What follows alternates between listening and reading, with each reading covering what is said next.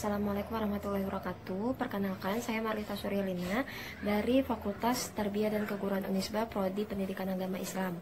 Pada kesempatan kali ini, izinkan saya mempresentasikan terkait penelitian tugas akhir saya yang berjudul Pelaksanaan Pendidikan Karakter Islami melalui konsep adab sebelum ilmu di Kutab Al-Fatih Ciminian Bandung.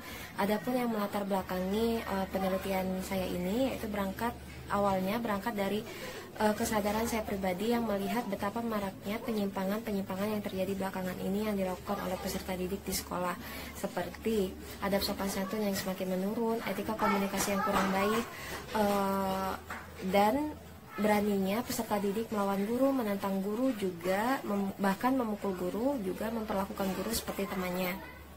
Nah, adapun contoh krisis akhlak yang saya lansir dari detik.com, beberapa waktu lalu di SMKN 3 Yogyakarta sempat beredar video yang menunjukkan seorang peserta didik sedang mendorong-dorong gurunya. Ini viral di Facebook.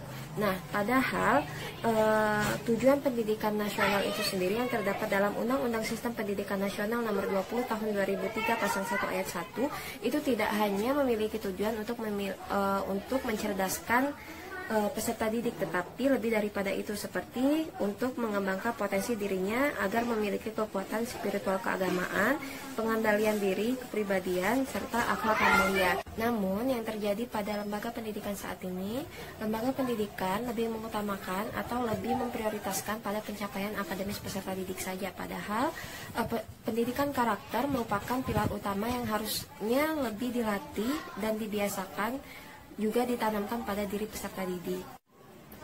Nah, selanjutnya berangkat dari latar belakang permasalahan yang telah saya jelaskan, saya menemukan sebuah lembaga pendidikan Islam menggunakan konsep adab sebelum ilmu, yang dimana konsep ini mengutamakan pendidikan karakter. Lembaga tersebut terdapat di Kutab Al-Fatih Ciminian Bandung. Kutab Al-Fatih Ciminian Bandung ini merujuk kepada pendidikan Islam yang berpedoman kepada Al-Quran dan As-Sunnah, juga mengikuti pendidikan yang dilakukan oleh Rasulullah pada saat mendidik para sahabatnya. Akan tetapi, dikarenakan di Kutab Al-Fatih Ciminian Bandung ini terdapat beberapa kelas yang tentunya berbeda dalam tahapan pendidikannya, maka saya memfokuskan dan membatasi penelitian saya hanya kepada kelas Kutab awal 1 saja. Penelitian saya ini bertujuan untuk mengetahui: 1. Bagaimana perencanaan konsep adab sebelum ilmu di Kutab Al-Fatih Ciminian Bandung. 2. Bagaimana aktualisasi konsep adab sebelum ilmu di Kutab Al-Fatih Ciminian Bandung. Selanjutnya, bagaimana evaluasi konsep adab sebelum ilmu di Kutab Al-Fatih Ciminian Bandung. Adapun metode yang saya gunakan dalam penelitian ini, saya menggunakan pendekatan kualitatif dengan metode deskriptif analisis. Selanjutnya, hasil penelitian dan pembahasan dalam penelitian ini, yang pertama yaitu perencanaan. Perencanaan konsep ini direncanakan oleh Ustadz Budi Ashari selama 5 tahun sebelum akhirnya konsep ini diterapkan. Adapun tahapan-tahapan dalam perencanaan, yang pertama yaitu keteladanan, yang kedua yaitu BBO yang merupakan belajar bersama orang tua, yang merupakan program penunjang dalam konsep ini. Yang ketiga yaitu mengajarkan syariat atau iman secara bertahap. Yang keempat yaitu mendidik dengan lemah lembut. Yang kelima penegakan aturan, dan yang terakhir yaitu pembiasaan. Nah, selanjutnya guru dalam kelas Kutab awal 1 ini membuat RKK yang sesuai dengan modul alam. Modul alam ini adalah modul yang berisi ayat-ayat dalam Quran juz 30. Kedua yaitu aktualisasi. Aktualisasi dari konsep ini dimulai sejak peserta didik masuk ke kawasan Kutab dari hari Senin sampai dengan Sabtu pukul 7.15 sampai dengan 11.30 waktu Indonesia Barat.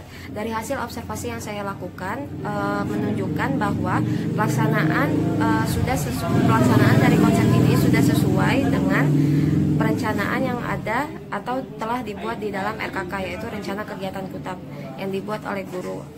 Juga aktualisasi dari konsep ini juga sudah sesuai dengan tahapan-tahapan dalam perencanaan yang telah saya sebutkan dalam tahapan-tahapan perencanaan. Selanjutnya, ketiga, evaluasi dari pelaksanaan konsep ini dilakukan melalui 3 tahapan. Yang pertama yaitu refleksi harian. Refleksi harian berisi laporan dari guru kelas terhadap pelaksanaan pembelajaran yang dilakukan pada hari tersebut.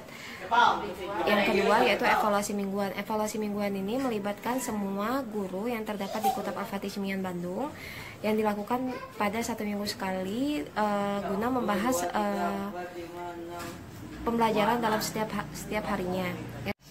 Selanjutnya, evaluasi peserta didik. Evaluasi peserta didik ini dilakukan kepada peserta didik melalui ulangan harian, ujian tengah semester, dan ujian akhir semester yang dilakukan oleh peserta didik di kelas Kutap Awal 1.